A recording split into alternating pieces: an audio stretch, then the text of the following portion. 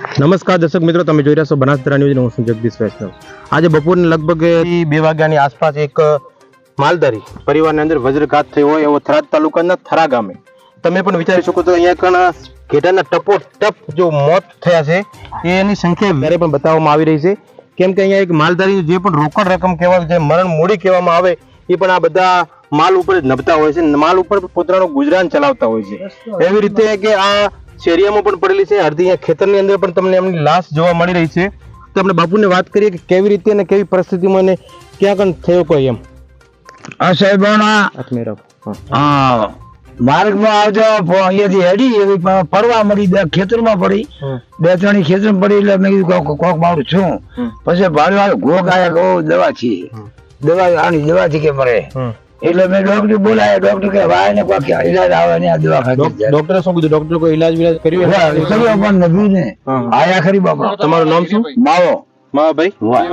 માવાભાઈ દેવટા રબારી. એટલે અહીંયા તમે મતલબ ગાડરો ચારવાનું રહેવાનું કે નફાવાનું એટલે આ થરા ગામ ની અંદર એમ થરા ગામ ની રૂમ. હવે બીજો કોઈ ગામ ના કોઈ સરપંચ ને બીજાને વાત કરી કે મારે આવો દુઃખ નો પાઠ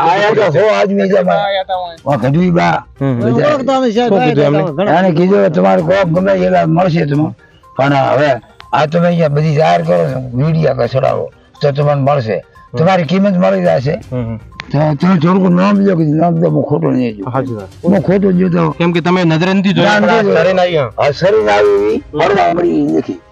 હવે કણે મેળી કણે ન મેળી. એટલે બીજી આ શેરિયામાં કેટલી પડી? શેરિયામાં 3 પડી, 3 શંભુના ક્ષેત્રમાં પડી, અને આ પડી આ 100. એટલે આ કેટલા વાગ્યાની ઘટના એમ? 3 વાગે આવે છે, 1 વાગે આવે છે.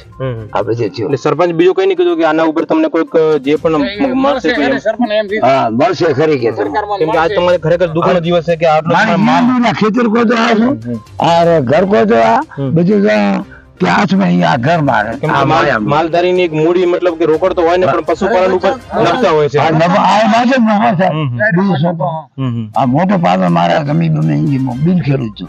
હા, એ તો મારું ખરેખર એમને જો એટલે ગરીબ પરિસ્થિતિમાં છે, એમને પણ સરકાર તરફથી કે સરપંચ તરફથી જેને પણ આ વિડીયો જોવે એમને કેવા પ્રમાણે કે એમને આ માલધારીઓને જરૂર સપોર્ટ કરવો. કેમ કે એમને મરણ મૂડી કહેવામાં આવે કે જેને કે રોકડો તો એમની પાસે નથી, પણ અત્યારે એમનો માલ છે, માલ ઉપર નભતા હોય છે, માલે ગામડે ગામડે જઈને ફરી ફરીને ચલાવતા હોય છે. એમાંથી જે વધે છે એના હિસાબથી વેચીને એમનું ગુજરાન ચલાવતા હોય છે. એમાં થઈ ગયો મરવાનો દી આવ્યા છે. ક્યાં લોકો કુલ કેટલા મોત થયા એમના ઘેટા બકરા? કુલ કેટલા? કુલ 10 નો આંકડો. 10 તો બીમાર હતી.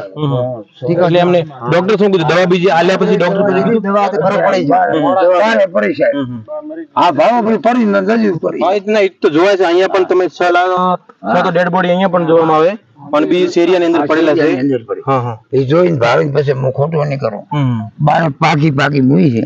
પછી હવે દશરી બીમાર છે, આ એની શું ભગવાન છે. એટલે એનામાં કોઈ ખાવામાં આવ્યો હશે કે ખરેખર આ કોઈ દવા મોજ? હા, જો ભોટલાની દવા જે મિલી એ વારમાં ખાધી. એમ કોઈના ઉપર નામ લેવા તમે બ્લેમ તો કેના ઉપર લગાવીને સજા.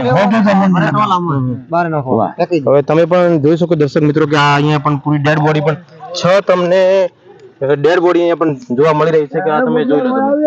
આ ખરેખર એક વજ્રઘાત કહેવામાં આવેલ, અને એમના માલધારી તરફથી એમને કહેવામાં આવે છે કે કોઈક સરકાર તરફથી કે એનો કોઈ મુઆવજો કોઈ રકમ નાની મળવામાં આવે તો એમ ખરેખર એ મતલબ સરકાર તરફથી એમને કોઈ મુઆવજો મળે. તમે પણ વિચારી શકો તો ખરેખર આ માલધારીની ઉપર વજ્રઘાત પડ્યો છે. એમનું દુઃખ આપણે ઓછું તો ન કરી શકીએ, પરંતુ જે પણ આ નંબરની ઉપર તમે જે પણ તમારી જો ઈચ્છા મુજબ તમે આ સ્કેન પણ કરી શકો છો. નંબર ઉપર તમારે જે પણ તમને મળે એના હિસાબ તમે દાન પણ કરી શકો છો. કેમ કે એની ખેતર પણ નથી, એટલે માલધારીને પણ કઈ સપોર્ટ કરવા માટે વિનંતી.